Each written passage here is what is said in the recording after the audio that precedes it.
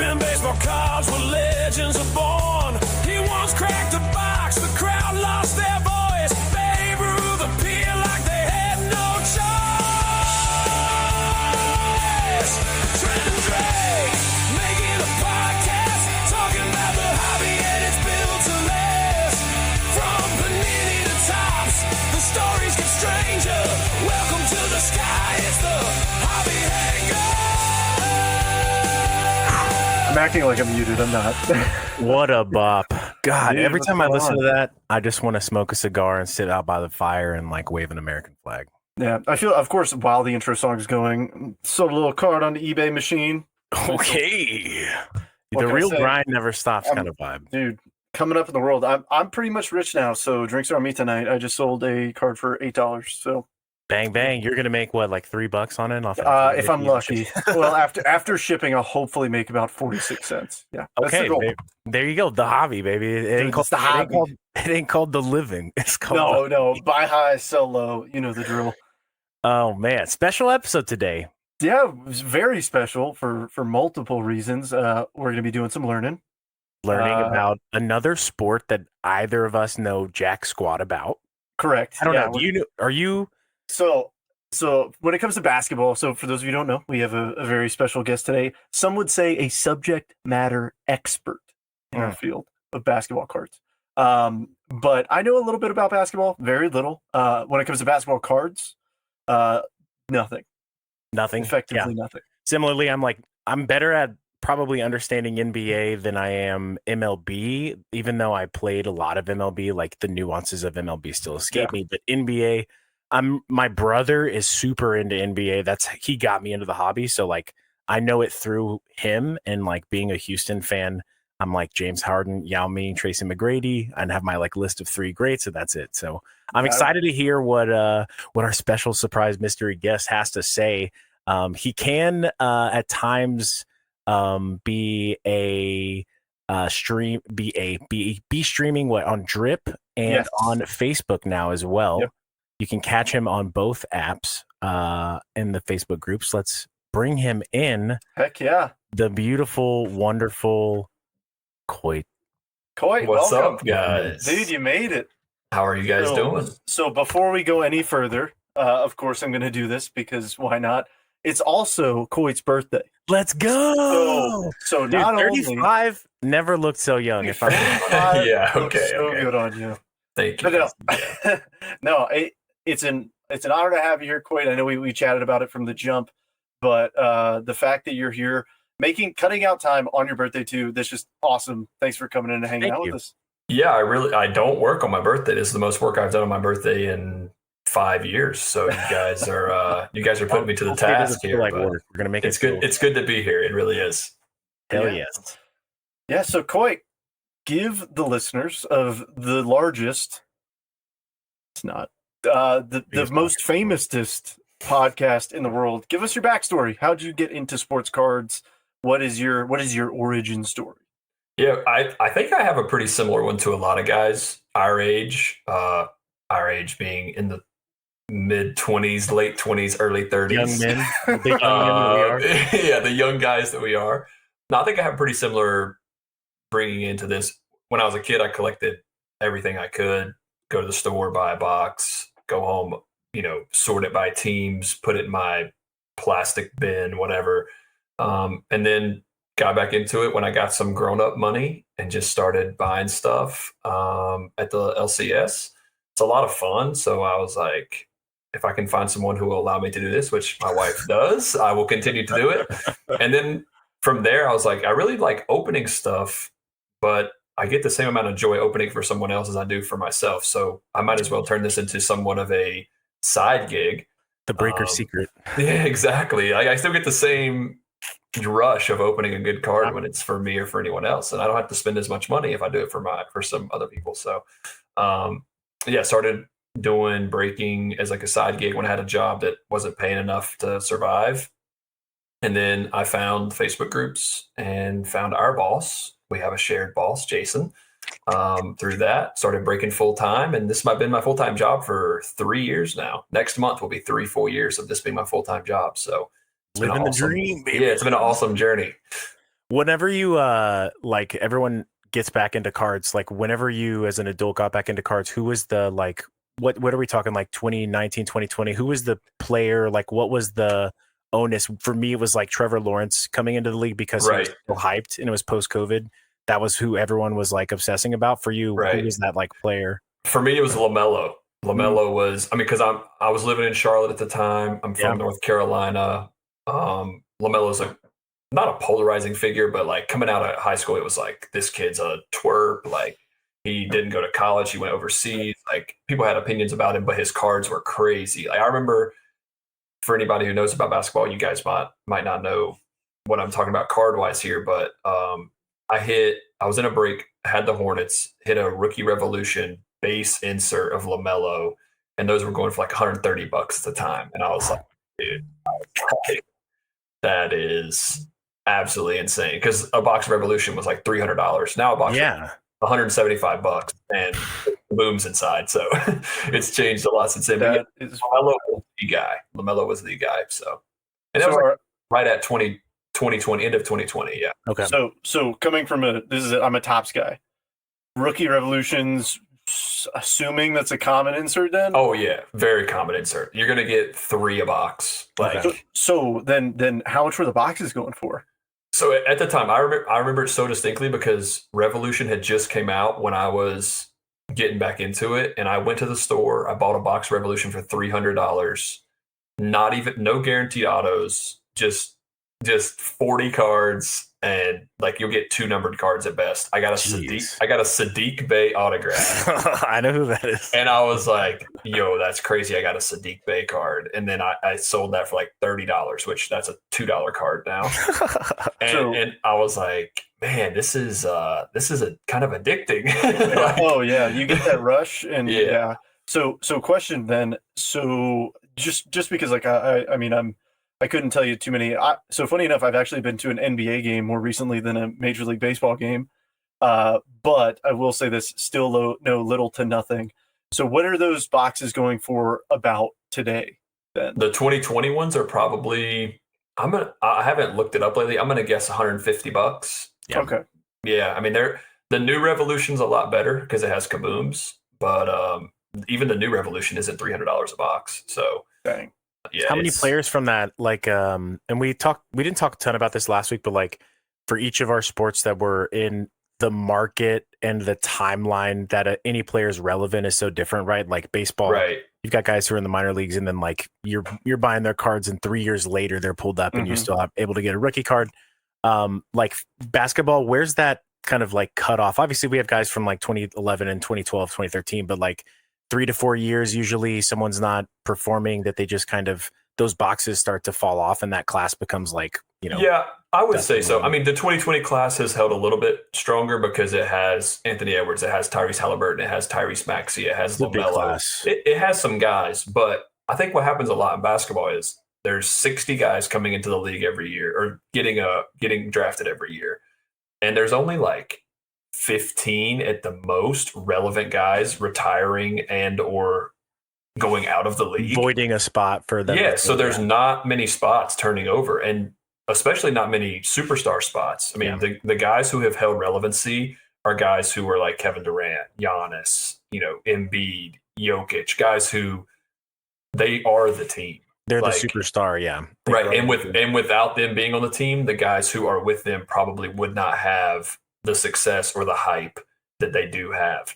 So a guy like LaMelo, he gets plenty of runway for his career because he's on the Hornets. But if you get drafted to a team like the Nuggets and you happen to be a center or power forward, if you're not a super duper star, we're giving you 2 years, and then your spot is for a guy who plays backup point guard to help Jamal Murray or whatever it might be. But if you are a superstar, those guys in the NBA, they don't tend to hide for long, right? Like I think I don't know much about, but I know SGA being an example of someone who like, kind of exploded a few years after they were in the league versus like right off the bat.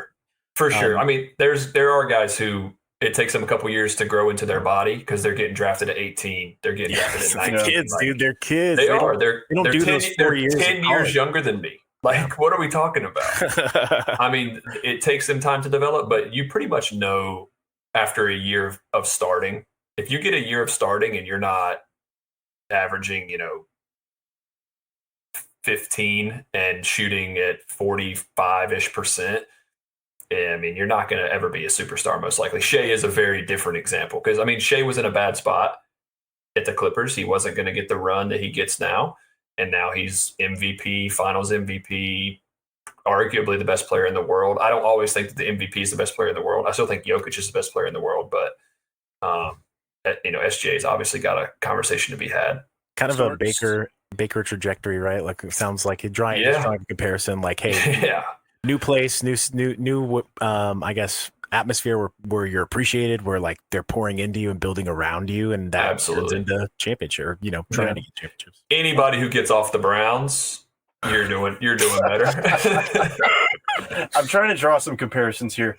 So I know that the G League exists, and so question: do they still? So let's say that some young fella gets drafted, right, and he's a G League guy.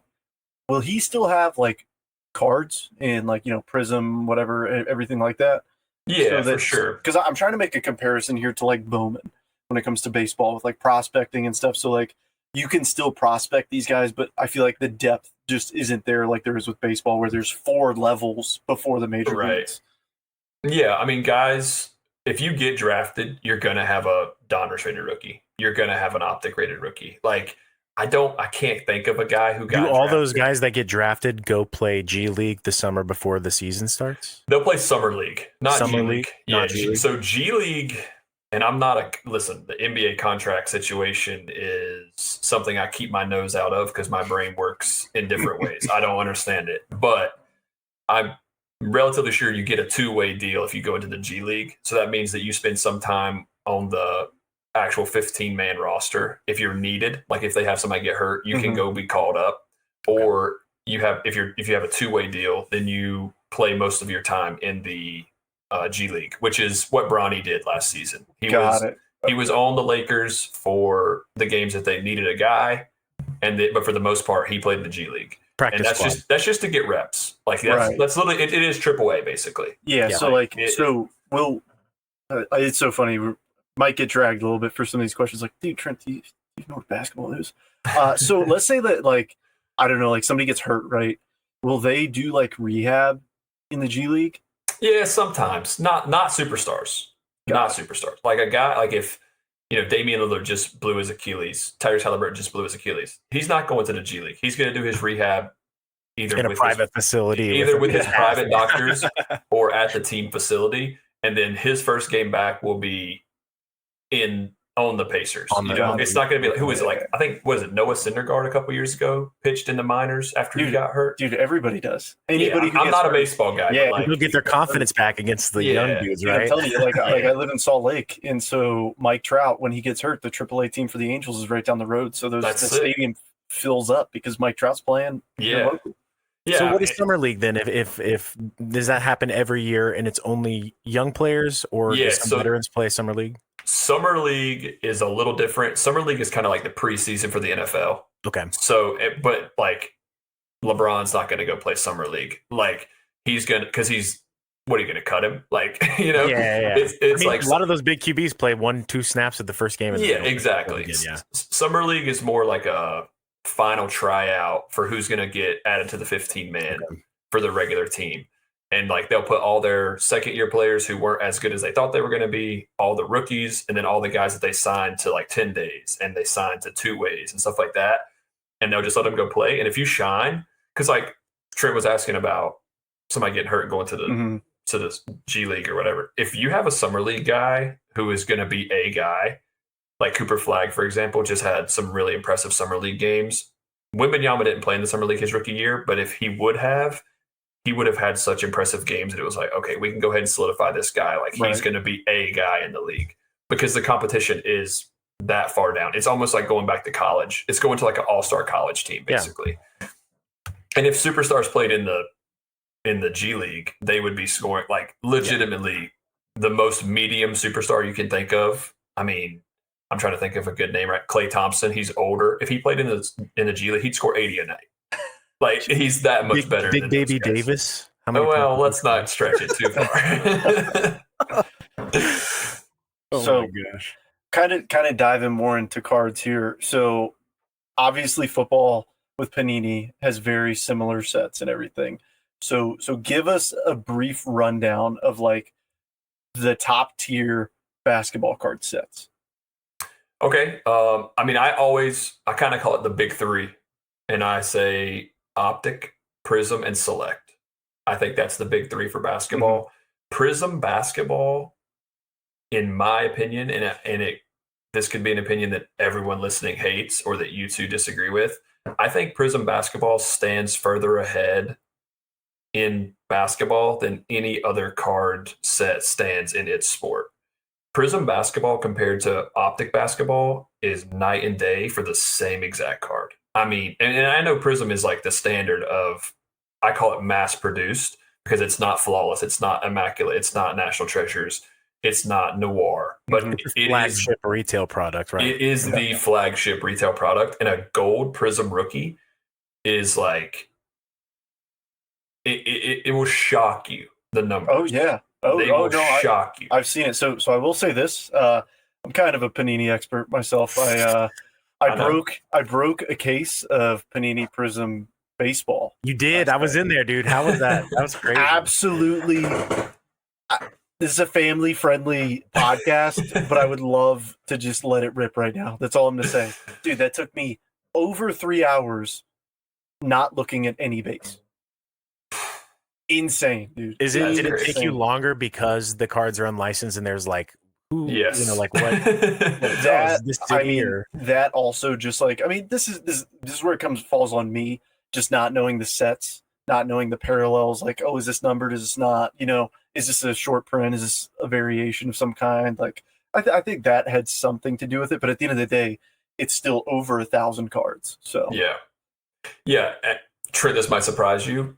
When I first started and I was doing this on my own, I actually broke some baseball because I had guys who liked baseball, and I would just do like triple random Prism Hobby baseball for like 2020, probably 2022, maybe 2022 class, maybe 2023 class.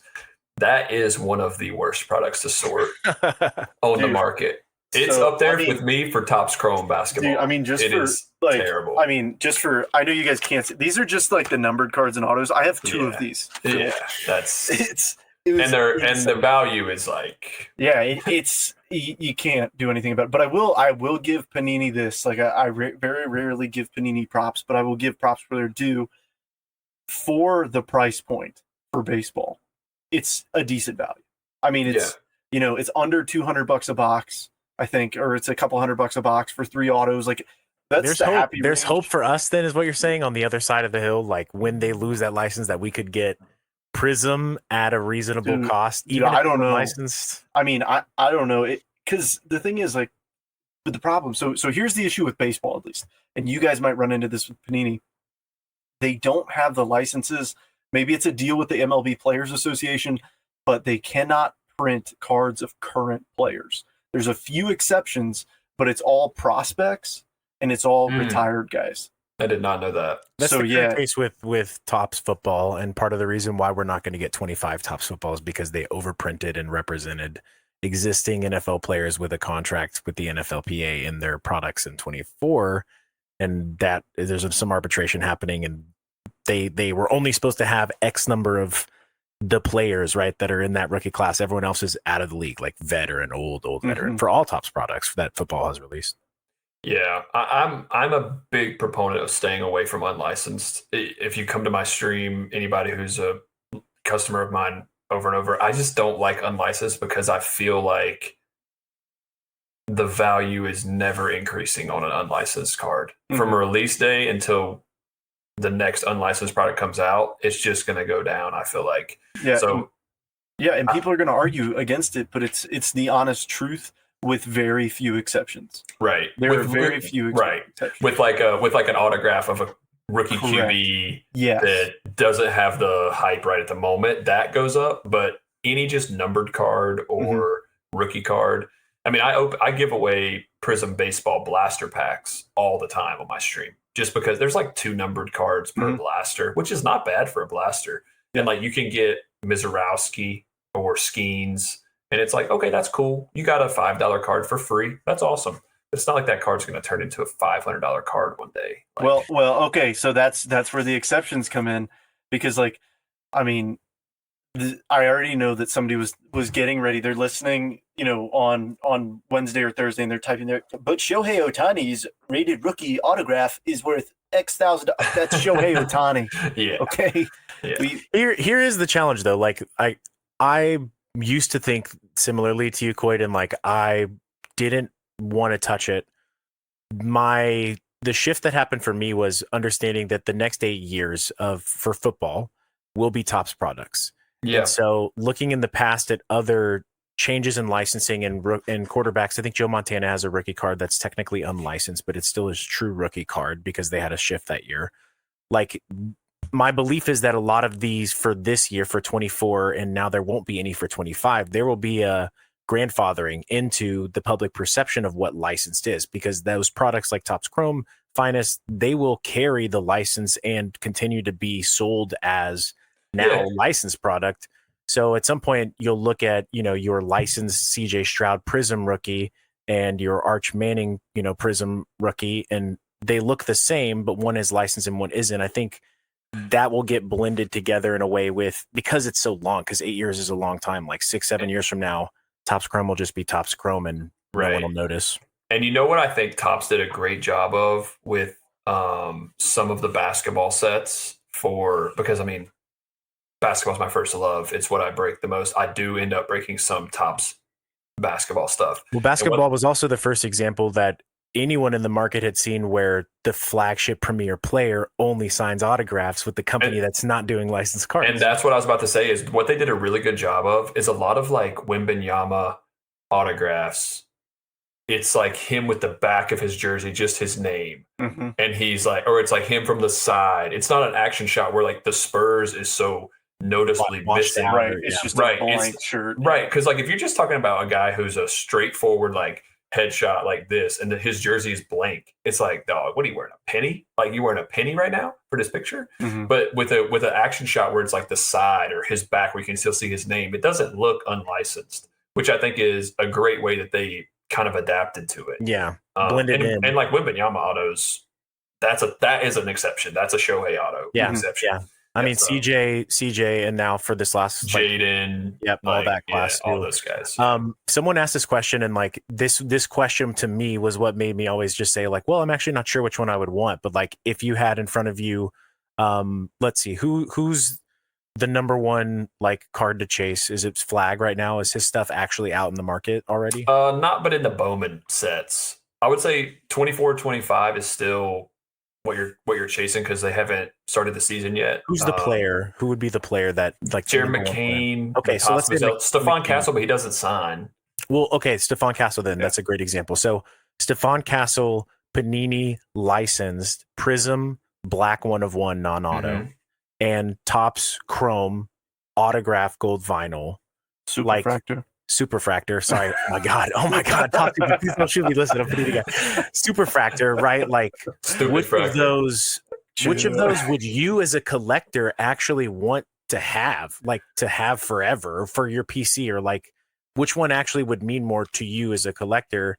Some players, my answer differs, but like for me, for CJ was my example that I was asked, like, I would want the autograph because I want the card that I know he didn't hold it. There's a sticker, whatever. Maybe it's on card, but like the thing that's closest to him, and Topps does do, because they're owned by Fanatics, all of the jersey and memorabilia stuff. Yeah. Dude, that's crazy. Like, you haven't been able to get a game worn or jersey thing that's related to anything that has to do with the player and Panini product since like 2020. So the fact that that's even a thing at all, my JD base patch out of a Topps Chrome blaster was worn by the player. Yeah, that still is cool to me. I don't know, as a collector. I agree. I think it's very cool. If you hadn't have said Prism 1 of 1, if you would have said Select 1 of 1, you have an argument for me. But Prism, I would have to take the black. Do you take the black with the non-auto? The non-auto. I will say on-card auto Superfractor. I That was going to be my question. Sticker autos don't really. Yeah, that's fine. They don't really move the needle for me. If it's on card auto superfractor. On card, I'm taking the on card. Yeah, just because he touched it. Yeah, right. And that's me being a weirdo, but no, but that's part of the collector experience, right? I can acknowledge smell them. Yeah, like I hold it and I'm like, he held it just like this. It's like, look, I'm literally him.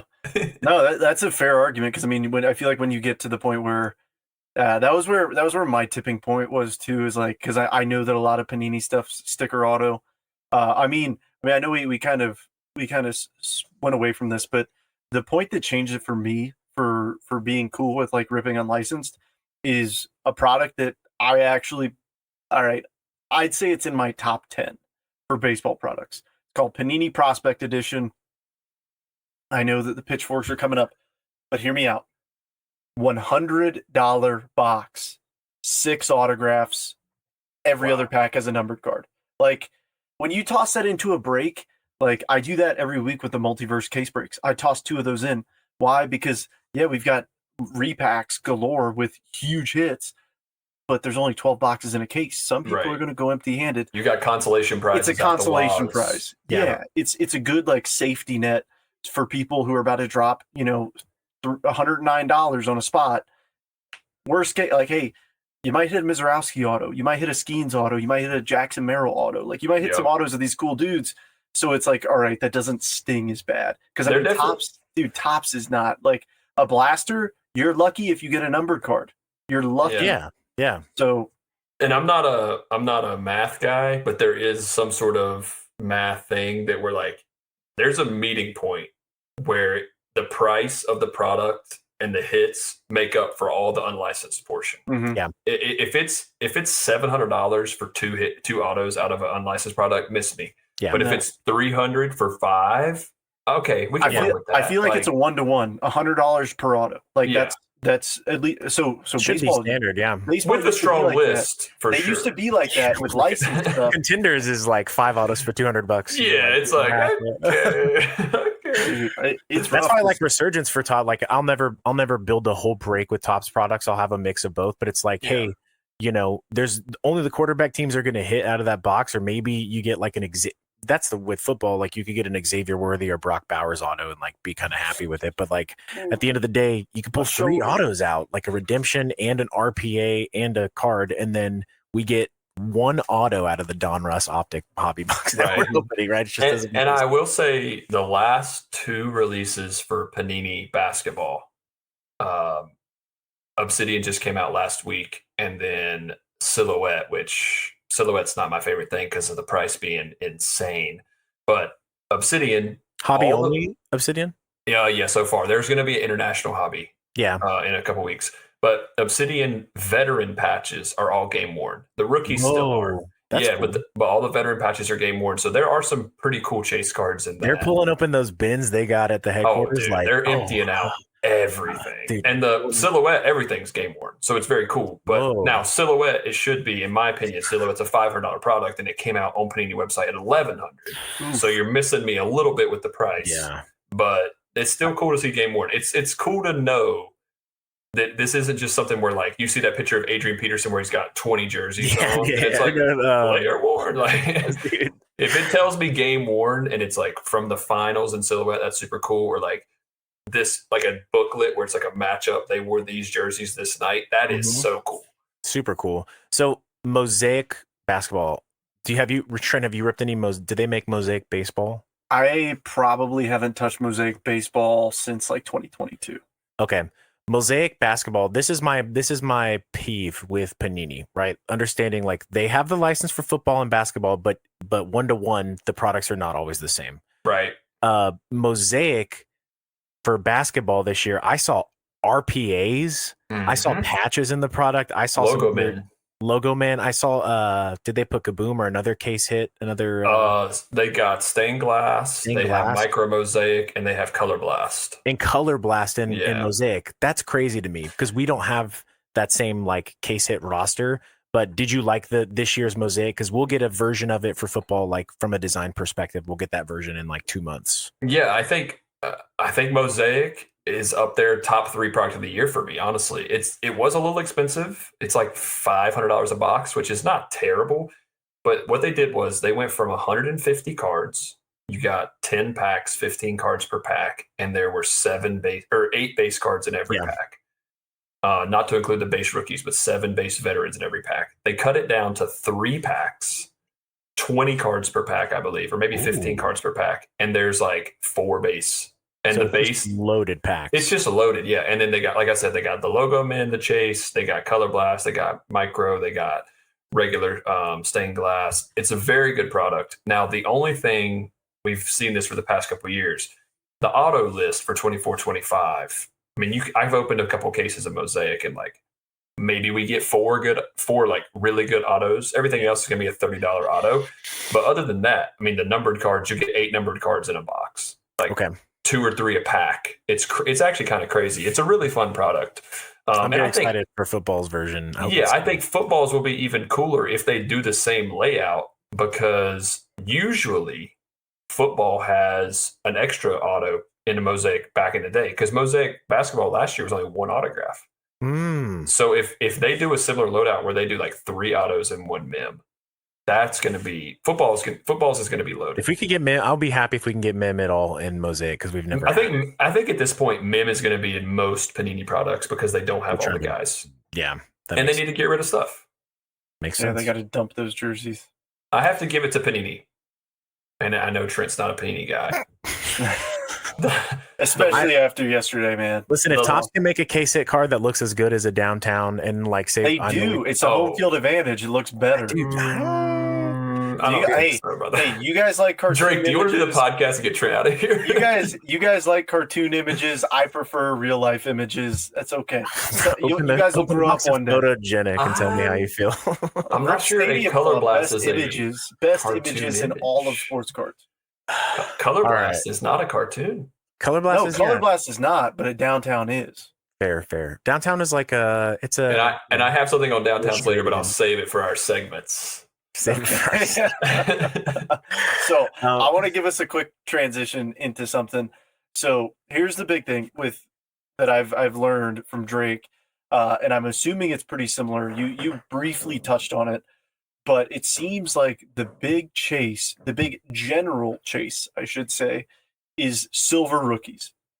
So you want to hit the silver rookie of the big guy. The problem is that the big difference with baseball is you want to hit the autos. Like the auto is what it is. So is that true? Is the silver rookie king when it comes to basketball? Silver rookie is king of mass produced. Right. That's what I mean. Like not including like the golds and right. So I would say, because there are so many sticker autos, you can get, let's do 2 examples of similar cards. Okay. Let's go with a Prism Fast Break sticker autograph or a silver Prism rookie. I would rather have the silver Prism rookie. So what typically sells for more? Or are they usually pretty comparable? Depending on the player and and another thing about basketball is silver rookies, green rookies, fast break variation rookies, optic hollow rookies, they go up so exponentially with grades. Because a raw is going to be, let's say, I think a raw Wemby silver was like $240 on release back then, and a PSA 10 would have been like $1,000. Oh my so God. It's going up, and like green cracked ice, which came out of Prism Hobby Megas last year for Wembanyama, a raw was $700, a PSA 10 was $2,000. So it's like you can get a Topps auto of Wemby to 75. It's $2,000, or you can get this green Prism Ice rookie, and those aren't numbered, right? Not numbered, no. Just a you get like 7 per box in a mega, or I think 6 because there's 6 packs, 10 cards per pack. Yeah, so 1 per pack. So I mean, it really just, I wouldn't call it the ultimate chase, the ultimate king, because there's obviously things out there that are like more desirable on the auto list. A Prism Silver rookie is going to be better than a Prism Silver just regular, but like if you go one step down on the autos, silver is king in my opinion, and silver is always going to be better than green, even though it's harder to find the greens. Silver is always going to be better than red, white, and blue, even though it's harder to find the red, white, and blues. It's just the crispiness and the longevity of that card. It's like this is his original coolest card, basically. Right. I'm curious. I'm looking up the pricing of something so I can make a comparison baseball wise in terms of like a silver rookie. That actually makes me want to look up the Wemby too. I'm going to look up the Wemby real quick. Yeah, because I'm thinking like 2018 Topps Chrome Shohei Ohtani refractor, and just seeing what that sells for. Because a silver and a refractor, for those of you who don't know, it's pretty comparable. So I mean, a PSA 10 Ohtani refractor last sold yesterday for $1,100. Do we want to guess how much a base autograph went for? 3,500. 200. So a base autograph last sold BGS 9.5. Oh, actually, just kidding. Give me a second. I don't know why Card Ladder's giving me comps from 2023. Let's see. I bet you it's north of 5K. Like easily. So exponentially. Oh my gosh. Oh my gosh. It's insane. No, last two sales, PSA 9, 9,700, PSA 10, 13,000, or SGC 10, 13,000. That's crazy.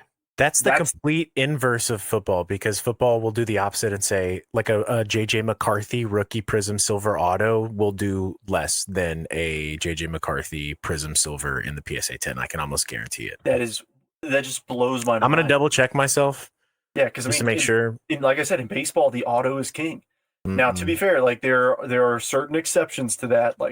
You have Topps Chrome and then you have Topps Chrome Update. A lot of the times they'll put the same player in both, and usually the Update autograph is a sticker, and that'll sell for less. But in Ohtani's case, they're both on card. I mean, an on card, like that's the thing, the refractor. I mean, and I can tell you this: I just bought a gold. Now this is a paper card. Think of it as like effectively like I think the best comparison is like Donruss paper, numbered out of the year it's produced. So 2018 Shohei Ohtani, I bought for $800 in a PSA 8. So that numbered card sells. I mean, I bet you the gold in a 10 probably does like 3-4K, just ballparking it, and that's serial numbered. Meanwhile, the refractor, not numbered, the silver equivalent is $1,000. I lied. JJ McCarthy PSA 10 silver 410 to 450, auto 1,300 to 1,500. So it's not as much of an increase, but most of those are stickers. People, I feel like it where it changes really is when you get into numbered stuff. Mm-hmm. Like on the numbered autos, or like when it comes to those gold or black, people don't like the autos have a harder time to do well in the like stamp of approval, like you're saying, Coyte, that like traditional, this is their rookie card look. Yeah, and I just looked at as well the raw price on a Wemby Silver Prism rookie is like 300, and then a PSA 10 is like 950. So, and I tell people this a lot. I know you guys talked about grading, I think, last week. I tell people this a lot. Grading something that's going to go up 10% if you get a 10, what are we doing? We're wasting our time. If you're going to triple your money, you're an idiot not to send it in. Yeah, take the shot. Yeah. Unless it's literally sitting there like this crooked or this wide on one side and this wide on the other, send it in. They might give you a 10 because they're having a good day. It's their birthday. Yeah. If it's my birthday and I'm at Panini, or if I'm at PSA, I'm grading, everybody gets a 10. You get a 10. You haven't worked on your birthday in 5 years, brother. If you were in there grading on your birthday, everybody's getting 4s and 5s. That's true. But I'm also trying to get out of there quick, so I got to hit my quota. You know what I'm saying? Dude, that's what I'm saying. So if we're looking at basically the same thing, so the auto count almost doesn't matter then, is what I'm hearing. Like, and when it comes to like Prism. Yeah, because I think basketball has, unfortunately, so many autographs because there's 60 rookies. Mm-hmm. They have to fill those spots with rookie autographs. So there's going to be, 5,000 Amen Thompson rookie autographs, base rookie autographs out of Prism, and it's like we're getting a little watered down when I can go find one. Like it's like the meme of like, I'm paying 70%, then I'm going to sell it at 70% to the next guy. And then 70, it's like, if everybody's willing to take a deal, at some point, these cards become way less valuable because there's so many of them. The scarcity is where basketball gets crazy. Like the serialization and short print and stuff. Like, do you feel like, short print and super short print case it, like obviously they're printing thousands of downtowns. Like they're printing thousands of some of these. Like for you in basketball, what is a short print that you think maybe is still being underprinted that is like valuable to collect that hasn't caught on yet, or anything that you feel like is like worth chasing for people right now? Because that's my issue with it too, is like, you know, I love downtowns, but like I just can't see something going up or having really any room to grow if there's thousands of them and I see every dealer with them on a table, right? But like micro, for me 2 years ago when Micro Mosaic first came out, I was like, oh, they only printed like 500 of these. Right. This is going to be my card to collect. Now, Panini changed the design the next year and they changed it again this year, which is a whole other thing. But like, is there any card like that that you think of that maybe isn't as overproduced that still is like a really pretty card? Yeah, I mean, it actually brings me back to what we were just talking about Obsidian, because any product, and I'm having trouble off the top of my mind thinking of another one exactly like this, but Obsidian has 3 super short prints: Vitreous, Volcanics, and Color Blast. Mm-hmm. And your case isn't even guaranteed to have one of those. Yeah, that's how short printed they are. and exactly, and all the autographs are numbered to like $2.99 or less. There isn't a ginormous checklist like some products have, 50 players under each team. Some teams only have 10 to 15 cards in the whole set. There's only one base card per box. It's not like the perception is that they're not mass producing this. Obviously, they're making still thousands of cases, but not, 30,000 cases like they do with some things. So I think a Black Color Blast is a card that always holds value. And you can go look back at, they've changed the Color Blast around. It used to be horizontal. Now it's vertical. It used to be white. Now it's black. Spectra has white ones. Obsidian has black ones. There's different ones around, but like the Obsidian Black vertical Color Blast seems to be a card that doesn't get mass produced to the point where you're like, dang, I'm seeing these things everywhere. But like you open your phone on Optic Hobby release day for football, and you're like, there's just 9 Jaden Daniels on my news feed, instantly. Like, how is that possible? It's been out an hour. Yeah. And that's because they put at least one downtown in every case. Yeah. You're not guaranteed. I just hit a Vitreous Wembanyama last night. It's a great card. It's not a Black Color Blast Wembanyama. It's not a Black Color Blast LeBron. So it's like you can open 5, 10, 15, 20 cases and not get that guy. If you open 20 cases of Optic, you're going to get one of the superstars. Yeah. Mm-hmm. You're gonna. If you don't, stop opening cards. It's not. Actually, it's in the next case. Yeah, true. Just keep going, I guess. But it's that minor meme. Yeah. No, that's so. I mean, baseball kind of has the same thing when it comes to very limited short prints. Because I mean, there are some things, but I will tell you, like, I mean, you can see for yourself. I've got home field advantages all over my shelf. Why? Because they're $40-$50. Right.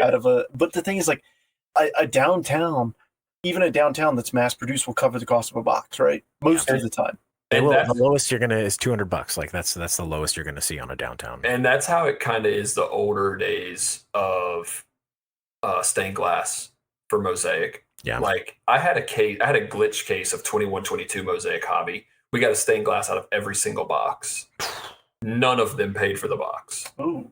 They're only like $70 each. Yeah. But they're case hit. Yeah, and that's the comparison I'm 140. making. Home field advantages are $40-$50 max, and it's like, hey, if I buy a hobby box, like, I mean, now a hobby that does not guarantee an auto, and like I said, autos are the king in baseball. Like, you get one auto or relic. Most of the time, you're going to get a relic, and it's you hit a home field advantage case hit. It's like, cool, I just made $50 back out of a $150 box, like. Yeah, you can hit a Breece Hall downtown with the Jets that you paid $20 for in a break and make, $350 like that. Right. It's crazy. Dude, well, hey, Breece Hall's him. I got him on my fantasy team. He is him. I think we're at about 45 minutes, so I think we should address the allegation. We should, okay. No, we had some questions. We asked for questions on Instagram and on the YouTube channel and on Spotify. We got a couple of them. I'll ask this one to both of you guys. If I had $1,000 in basketball and baseball respectively, who which player or like what should I buy to make a profit? Like, what do you think is a good investment? Is there a specific player, card, or product that you think is worth investing in? Coyte, you should go first. I should go first. Okay, I got two for you. First of all, I'm buying all of the Austin Reeves I can, but that's just because he's my guy. Okay. The more serious answer is I think Jared McCain is a guy to look at right now. That's High School Musical dude, right? That is High School Musical dude. That's TikTok guy. That's Fingernails guy. He's a great baller. All right. Okay. He started the season last Juju Smith-Schuster of the court. yeah, I guess, but way better at his position. He started the season last season on fire, and I've said it for the whole season. He would have been Rookie of the Year if he didn't get hurt. Season-ending injury, like 2 months in. So he'll be back next year. And his stuff isn't. I mean, it's expensive. It's already people know about him. But if I had 1,000, you could probably go get 2 or 3 autos, or maybe 2 autos and a case hit. And yeah, I think he's going to have a great season. And the Sixers need him, and he's going to play a lot. And he's a bucket. So I really think that's right. I mean, they're still in the upper echelon of the league, right? They should be. They should be a top 3 team in the East, especially with the Celtics being broken this season. They should be a top 3 team in the East easily if they can stay healthy and play ball. But he's going to be a part of that team for a long time to come. By Jared McCain. All right, Trent, what about you? I hate these questions so much because I have 3 answers. God, because you have $1,000. You can spend it however you want. All right. So I'm going to start off with some advice that I got a couple months ago. And this is the not fun answer. But this is the quote. Pop counts always go up. Box counts always go down. Oh, come on. So the smart play, the smart long-term play is find a set you like, find a set that's popular, and stick it in a corner. That's not fun. Nobody wants to do that. That's whack. Genuine, safe answer, Shohei Ohtani. I mean, like, come on. It's just the easiest question in the world when you ask. Can I buy any Shohei Ohtani with $1,000, dog? Yeah, you just $1,000. You can get a silver. You can get a silver. I can get a base. No, I can't get a base auto. No, you can't get a base auto with Sorry. No, but and then my third one, Carson Bench, prospect for the New York Mets. Okay. That's a homer pick. Plug. Yeah. Is he Johnny Bench's Actually, no. Don't buy him because he started off rough in AAA, and I bought all of his cards like a month ago, and I'm sweating bullets, man. Is he related to Sitta? I have no idea. Probably not. Sit the bench. Sit the hell down, boy. Where's the leave button? Sorry. What about you, Drake? What do you think? $1,000. What are you doing? Man, dude, if I had $1,000, yeah, I think similarly to you, the smart thing to do would be to go buy a box of like Prism Hobby if you can get it near $1,000, which you probably can't right now. It's like a little over that, but yeah, buy some wax and let it sit in the corner. If I'm not being smart about it, I'm going to buy some Drake May. I'm doubling down on Drizzy Drake May. I'm going to buy some low numbered Prism, like blue cracked ice Prism, something like that. I thought you were going to say 3 Brees Hall downtowns. 3 Brees Hall. I'm buying 4 Terry Bradshaw downtowns and a Nico Collins for the road. Give me 10 Ken Anderson downtowns. Yeah, buy Nico. No, I'm buying Drake May, dog. That's what I'm buying. That's my guy. That's a good call. I actually like Drake. I think he's going to be. I think he's going to be a stud. I hate the Patriots. I wish he played for someone else. But, dude, I'd love to see him on the Vikings. Yeah, that'd be fun. I would have loved to see him on the Bears, but don't buy Caleb right now because as a Bears fan, it's not looking good, guys. Mm-hmm. If you don't hear from me in the morning, send someone to do a wellness check. It's been 2 weeks. All right, cool. There's another question. These are from shout out to Aaron Wiesing, Wham Sports Cards, follower of the show. Gave us a shout out on TikTok. Thank you, Wham. Wham said, right now there's a lot of controversy over breakers being sketchy and shady with prices on breaks or not sending cards. What is your response to people that say breaking is a bad way to collect or breakers are ruining the hobby? I want Trent to go first on this one, and Coy, I'll let you simmer on that for a second. Okay. Yeah. So apparently what I do is not the norm. I have a spreadsheet that I keep everybody's teams on, and then the tab right before it is the same date, and it says pricing. I click on it, and I'll show my people, like, hey, this is exactly how I price the break. Like, you can, like, comp me, do whatever. Like, I'm not out here trying to steal your money. I promise. I'm not. Like, if you want a legit breakdown of to the like fifth decimal of how far down I'm pricing the percentage of your team, like I'll show it to you exactly where I got it from. Like, I think there are some breakers out there doing some shadiness. I mean, if there's $100 box and somebody's on Whatnot doing random team spins and there's 30 major league teams and you're starting it at $10, like why are we buying into that, guys? Like, I think there comes a point where logic goes out the window. I mean, I've been guilty of it. I'm using this example because I was guilty of it. Where logic goes out the window, and then we realize how bad we got hosed, and then we generalize all breakers are bad. I mean, that's what I think happens, because I spent $10, got a crappy team, and I was like, man, like, and I was like, wait a second, this is $100 box. Like, why are he's making $200 off this box? Like, what are we doing? Mm-hmm. I think that breaking is a fantastic way to collect the players you want to chase. Now, it's a gamble. We've been over this time and time again. I can't tell you how many breaks of 2024 Bowman draft I got in and didn't hit one of these, but I was chasing them and it was fun and it was entertaining. So I think I will agree slightly that breaking is not the best way to collect. The best way to collect is just by singles. The most entertaining way to collect is by into an entertaining break. Yeah. Coyte, what do you have to say to people saying breaking is maybe bad for the hobby? Oh, well, I agree with everything Trent said, first of all. And then the other two things I will say, I think I've said this at least 100 times on my stream.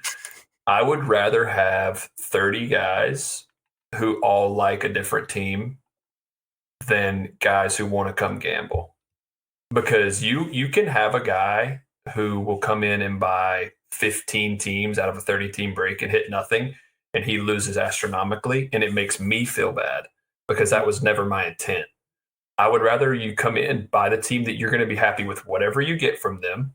You're going to spend $15, $25, $50 at the most, and then if you get one numbered card, if you get 10 autographs, you're going to be happy because it's going into your personal collection. You're not here to hit a lick, you know? And then the next thing I would say is on the non-trusting or thinking someone's scamming, I've had guys do this in my chat before. Just find somebody to watch and then be patient before you buy in. Yeah. Like, learn them a little bit. Just do a little bit of watching, talk to the people in the chat, learn the other members, reach out to one of them and say, hey, what's your experience been with this guy? Has he ever look at the reviews? Do a vibe check. Yeah, I mean, it's so simple. I have one of my best customers right now. I'm going to give him a shout out because I love this guy to death. Swish Like Kobe on Drip, one of my best customers. He watched me stream for 6 months before he ever bought a single thing. And then he was like, this guy's not going anywhere. This is his full-time job. He can't afford to be a piece of shiz. So he's going to do me right. I'm going to be a loyal customer of his if he continues to be the guy he's been this whole time. And I tell, and like, I have a policy on my page. It's a little different than other places. Like, if you want me to hold your cards for 10 years and then you hit me up and say, hey, can you ship me my stuff now? That's not a problem in the slightest. I do not care at all. I'll hold your cards for as long as they need to be held. You find a guy who you can trust, you watch him, and then you get in the action. Don't just go willy-nilly into a Whatnot stream and spend $1,000 and then be like, they didn't ship me my card. Because he's never logging back in. He's never coming back. But I also I want to piggyback off that. Also, just because it's a big company doesn't mean they're reputable. No. I mean, the big company can squash you like a bug and then never look back. I mean, there's been how many scandals of oh, this company messed up. No, they didn't. The company didn't mess up. That one bad apple messed up. Right. And I'm not here to crap on big companies because they are the life right now. They are the lifeblood of this whole hobby. They're keeping interest going. And I am thankful that they're around because they trickle down economics, whatever you want to call it. It gets views on our stuff as well, that the hobby is just as big as it is. But there are times where it's like, dude, go look at these buy it now prices for a personal, and then you go look online at blowout retail prices, or you see what it came out at on Panini, or like, as we know, the cost of getting boxes. It's like I'm selling this thing for $550 and they got it on whatnot for $9.99, and it's just they're on the third snapping. case. Yeah. It's like, dang, bro. Like some people just don't connect those wires. Mm-mm. No, I think people. I see that stuff on Facebook a lot. The like breakers of this, and like on the Sports Card Nonsense Facebook pages, a lot of that stuff as well. That's a toxic response has always been like, if breakers didn't exist at all, that ecosystem of the distribution network and the manufacturer network and how that stuff trickles into local hobby shops, like with how breakers get boxes from distribution, however you buy from whoever you buy from, if you can get a box competitive, most of the time we're below local hobby shop pricing on boxes. So if breakers didn't exist, dog, that hobby shop that's still charging $900, $1,000 for that box that's only doing $800 because they bought it high, like a lot of that stuff wouldn't exist. I think I tell the same people that you guys do when it comes to like trusting breakers, like, you're doing business with someone. Like I have one job, and that's as a breaker, and it's to open the box and make sure that you get the cards in the condition and the status that they came out of the box in, right? Safely, soundly, like to your house, to your front door.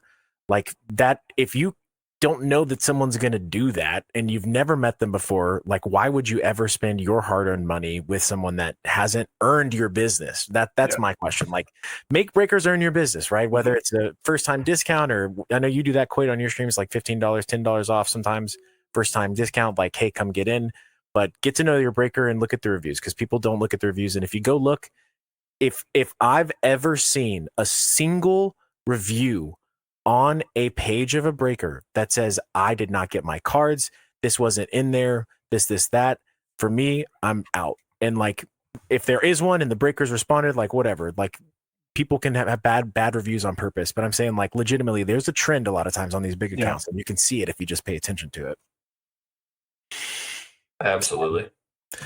Not last question, I think. Oh yeah, this is the last one. Do you think people? No, we may have one more. Do you think people will hold or hoard Panini products because of the shift in licensing? And I think they mean, do you think people will hold on to the existing licensed Panini product in a way that they're not maybe breaking it or selling it as much because that license will move over to Topps? Coyte. I think that people are definitely going to be hoarding sealed wax. Yeah. I think it could be a problem. It could be to a stage where guys like us who are trying to break a combo of 2023 Panini stuff and 2020, let's say 2027 Topps stuff, the 2023 Panini stuff is going to be 3x what it's actually valued at right now, because it's not going to be made in that same likeness anymore. And just as bad of a box. Yeah, and can be like, for example, like this Donruss that just came out, or comes out tomorrow. It's coming out super high. And I think that's because it's the last Donruss. I don't think it has anything to do with it being the people who are in the class, because like, what have we got? One rookie QB? Do we even have a rookie QB starting? Starting? No. No. Wait, isn't what's his name? Cam Ward? Cam Ward. The Cam and Jackson are Topps exclusive signers. I'm sorry. I forgot about Cam Ward. I'm sorry. Easy to forget. He plays in Tennessee. Okay. Cam and Dart's not a starter, but Cam is a starter, but neither of them have autographs in this product. Well, but I'm saying for like downtowns, for Donruss downtowns. Yeah, for downtown. Like Cam Ward is really your only starting QB out there to chase. Why are we coming out at such an outrageous price? It's because it's the last one. And people are going to be buying this stuff to hold sealed, just like Trent suggested you do with your $1,000. Speculation. So here's a question for you all. I know this isn't a part of our mailbag, but I saw, like, I listened to Sports Card Nonsense, and they were talking about, I think it's 2012 Panini Prisms, the first year Prism. Yes. So the value in those, like the value in those 2012 cards, because it's the first year. Yeah. Do you see any like potential for the same thing to happen with either the last year of Panini stuff or the first year of Topps stuff? I don't think first year of Topps, because we've been seeing a lot of unlicensed beforehand. I do think last year of Panini, I do. Like the last chase of so forth, and whatever it might be, the last Prism hobbies, the last optic hobbies, I do think there will be value in those in the long run. They will be. I think the boxes themselves will be better collector items than most of the cards inside of them. Yeah, 100%. I'm the opposite though. I think the first year of Topps product that's licensed will pull a ton of attention and people that are holding. The problem with football is because everything is condensed to the quarterbacks. Like it's, wide receivers, like running backs. No one really gives a crap about those long term. They don't have any real indication on the value of the wax. If the class sucks, the product sucks. Like that's just how it goes. So 2024, great class. 23, we did get some Topps product and some Panini product, but like now that stuff's tanking because CJ looks, meh. Even though 23, JSN, Bijan, Gibbs, like a massive, awesome class. Laporta. Laporta left for dead because the quarterbacks are trash. So yeah, I think if the quarterback class in 26, which is Arch, right? Supposed to be. He's currently a Panini exclusive athlete, but I imagine that some of that will change in April of next year as well. So it'll be interesting to see if that stuff is like flagship and goes crazy or not. All right. So each of you, what I'm hearing is you're each going to put $1,000 on whichever one you think is going to do better, either last year of Panini or first year of Topps, and we'll see which one does better. I'm putting $1,000 into giveaways on my stream. There you go. Awesome. Cool. Well, I think we should probably wrap this up. This has been awesome, Coyte. Thank you for joining us. This has been a lot of fun, guys. We want to have you back for sure. Your perspective on basketball, and obviously, like we all got to meet for the first time at the National Card Show in Chicago. That was awesome. We spent a lot of nights at the tables, laying down the line, putting some money on the line. But it was great to meet you guys in person, and this has been even more fun. Yeah, man, it's been great. Cool. All right. Well, until next week. We'll catch you guys. Thank you for joining us on the Hobby Hangar.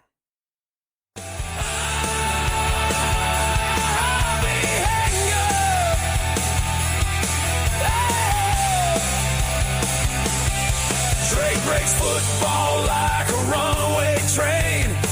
AJ Brown autos falling like rain. They say